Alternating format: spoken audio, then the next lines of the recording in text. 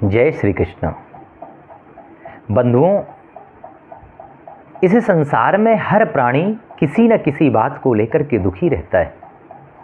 उसका कारण केवल एक ही है कि जब सुख आता है तो गोविंद को भूल जाता है, और जब दुख आता है तो गोविंद को पुकारता है कि प्रभु, हम तो आपको इतना मानते हैं, आपको इतना जानते हैं, उसके बाद भी हमारे जीवन में इतना संकट क्यों है। देखो, बात ये है कि ये जो संसार है ये दुखालय है। यहाँ दुख ही दुख भरा पड़ा है, और कोई सुख की कामना करे इस संसार में तो व्यर्थ है ना, क्योंकि ये दुखालय है।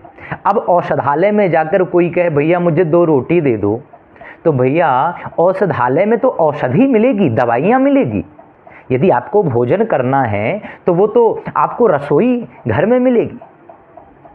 इसी प्रकार इस दुखालय में तो दुख ही दुख भरा पड़ा है, और इस दुखालय में हम सुख की कामना करें तो ये तो व्यर्थ की बात है ना।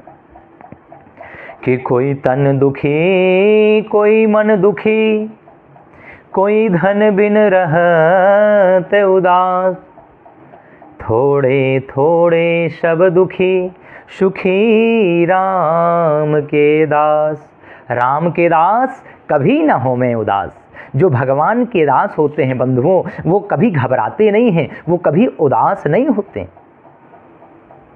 एक और बात, यहाँ पर लोग धन को महत्वता देते हैं कि धन है तो सब कुछ, ऐसा नहीं। धन वृद्धा बल वृद्धा, आयुर्वृद्धस्तथैव च, ते सर्वेऽपि ज्ञान वृद्धश्च, किंकरा शिष्य किंकरः। कहते हैं कोई धन में बड़ा होता है, कोई बल में बड़ा होता है, कोई कदाचित आयु में बड़ा होता है, लेकिन बंधुओं वास्तविक सबसे बड़ा वही होता है जो ज्ञान में बड़ा होता है। इसलिए अपने ज्ञान को विकसित कीजिए और ज्ञान के द्वारा गोविंद की प्राप्ति का साधन ढूंढिए, खोजिए। यही जीवन का सार है, यही जीवन का परम तत्व है। क्योंकि ये संसार में दुख ही दुख है, और दुख में हम सुख की कामना करें तो व्यर्थ है।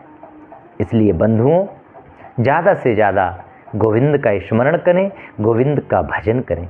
जय श्री कृष्ण।